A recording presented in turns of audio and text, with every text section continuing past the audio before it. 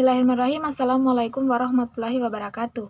Perkenalkan, nama saya Wade Risma dengan NIM D1A117368. Baik, di sini saya akan menceritakan secara singkat sejarah perkembangan pertanian dari zaman prasejarah sampai zaman kemerdekaan. Pertama, zaman prasejarah. Berakhirnya zaman es sekitar 11.000 tahun sebelum Masehi menjadikan bumi lebih hangat dan mengalami musim kering yang lebih panjang.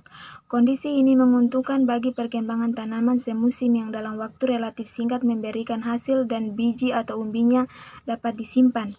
Selanjutnya, ketersediaan biji-bijian dan polong-polongan dalam jumlah memadai sehingga memunculkan perkampungan baru untuk pertama kalinya, sehingga kegiatan perburuan dan peramuan tidak perlu dilakukan setiap saat.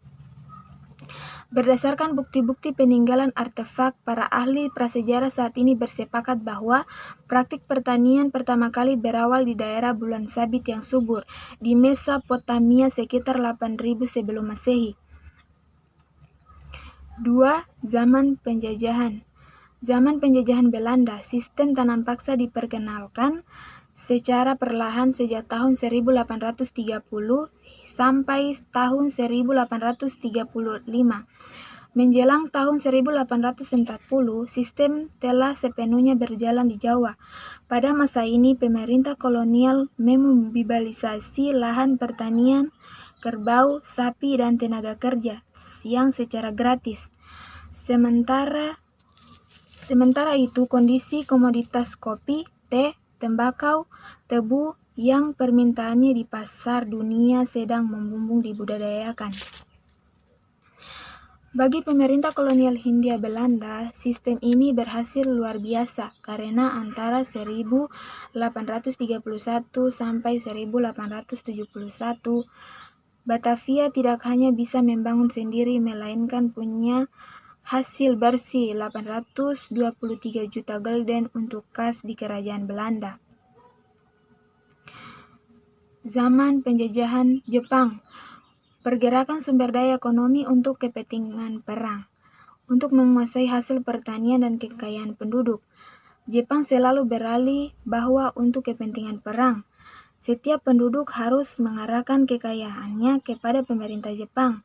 Selain itu, rakyat juga harus menyerahkan barang-barang berharga seperti emas dan berlian, hewan, bahan makanan kepada pemerintah Jepang. 3. Zaman kemerdekaan. Menjadi petani di Indonesia saat ini sangatlah berat. Banyak hal yang harus dihadapi, mulai berbagai konflik agraria terkait kepemilikan atau pengelolaan lahan, ketergantungan pada pupuk kimia, perubahan iklim, minimnya akses teknologi dan ilmu pengetahuan, serta pasar yang tidak pasti. Sejak masa kemerdekaan, meskipun telah diluncurkan berbagai program pembangunan pertanian, nampaknya kita belum bisa mengklaim bahwa kita punya masalah dengan kedaulatan pangan. Sektor pertanian merupakan salah satu sektor penting yang mempunyai kontribusi besar bagi pembangunan nasional, melalui perannya dalam pembentukan PDB, penyerapan tenaga kerja, dan sumber pendapatan masyarakat, serta berperan dalam memproduksi produk pertanian untuk penyediaan pangan, pakan, bahan baku, industri, dan kegiatan ekspor. Sektor pertanian juga berkontribusi sebagai penyediaan lapangan serta masyarakat, dan saat ini kondisinya cenderung menurun sejalan dengan tumbuhnya lapangan kerja di luar sektor pertanian. Itulah video dari saya. Lebih dan kurangnya mohon dimaafkan. Sekian dan terima kasih. Akhir kata, wassalamualaikum warahmatullahi wabarakatuh.